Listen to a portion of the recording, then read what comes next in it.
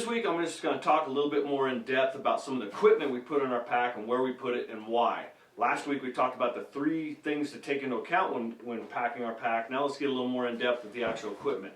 First thing, of course, is your sleeping bag and pad. I pack mine in a compression bag like this. I know it looks a little contorted and goofy here because I put my pad in with my bag. These pads are air pads, so I'm always nervous they're going to spring a hole or a twig or something's going to break, pop a hole in it, or a sharp rock. So I always put my sleeping pad in with my bag so it's all one unit compressed.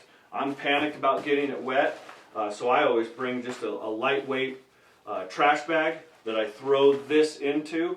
A trash bag is just an extra insurance policy.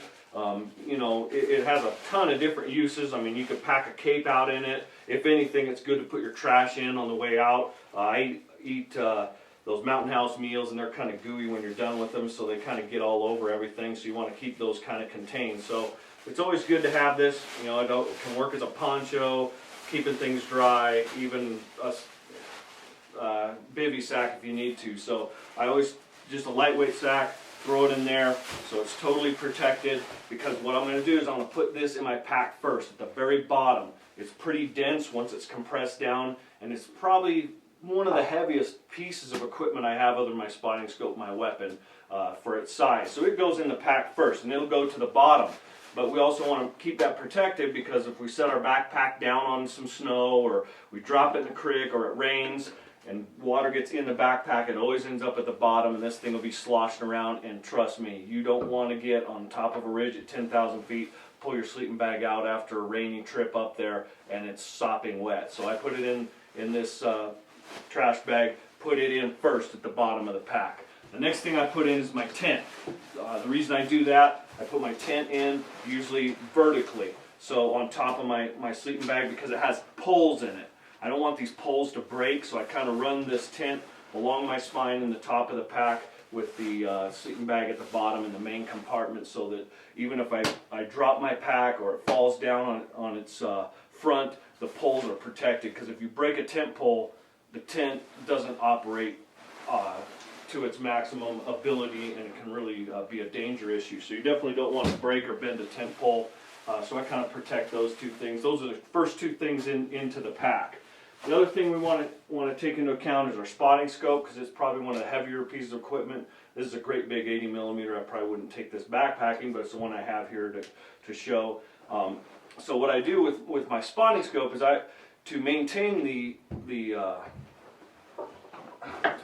balance in the pack, I put my spotting scope on the opposite side that I wear my rifle. If I'm rifle hunting, I always wear my rifle on my right shoulder, so I will slip the spotting scope in the left side pouch of the backpack where I can get it quickly. It does put the backpack a little off balance, but when I put my rifle on my shoulder, it kind of balances out the weight, so I'm not riding real heavy on one side. These spotting scopes are probably the most dense piece of equipment you'll carry in your pack, period. So you want to be careful where you put it. So once we have the tent and the sleeping bag and the pad and your clothing in there, now's kind of time to deal with some of the knick-knack, odds and ends type stuff. You know, your cookware, your stove. I tend to put my stove and cookware in a side pocket, an elongated pocket where I can get at it easy. You don't want to, every time you get hungry, have to empty your whole backpack to get to your stove.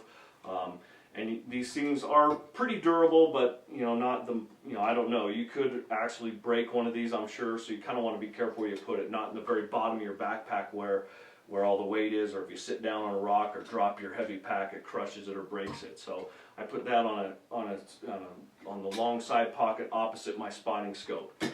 Then this is a very important piece right here. This is all my safety equipment and knickknacks. This is the stuff that I have to have. This is my fire starter, my knives, my rope, my flashlights, my headlamp, everything that I need to survive in the backcountry. I put it in these Navy SEAL, really heavy duty, waterproof Ziplocs, but I keep it in one spot, and I wrap it with this orange strap. It always helps if I get a deer or an elk or something, I can strap the horns to my pack with it, but also it helps me find it. Even in the dark, this thing gets buried in one of these pockets. I can find it easily just by feel or sight with a flashlight. And I want to put this somewhere it's really accessible.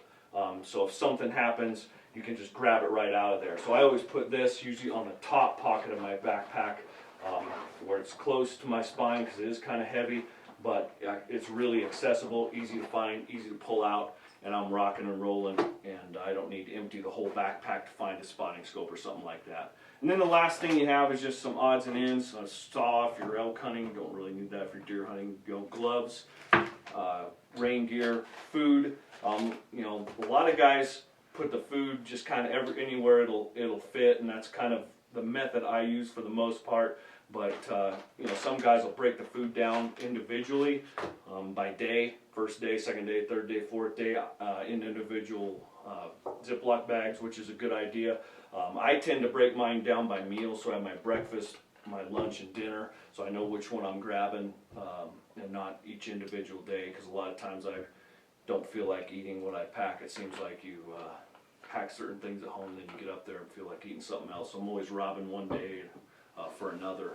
So I do mine by meals, so I can grab my breakfast bag, my lunch bag, my dinner bag, depending on what I'm doing. Or if you're camping out at base camp, I can leave the dinner bag there because I don't ever eat till I get back to camp, and just take the lunch food with me instead. So that's just some of the things you want to look at when packing your pack. Always weigh it when you're all done, kind of see what your base weight is. You should be in that 25 to 35 pound range for a 5-day trip. If you're getting up toward 40 pounds, you're carrying too much stuff usually. So you want to make sure you're in a fairly decent weight range and not going to kill yourself. Too many people I've backpacked with, their first few times out, they just bring everything, and they're just not afraid to leave anything behind, and they get halfway up the trail and they wish they would have left it all behind. So you want to go as light as possible, but have the stuff you need and not get yourself in a bind.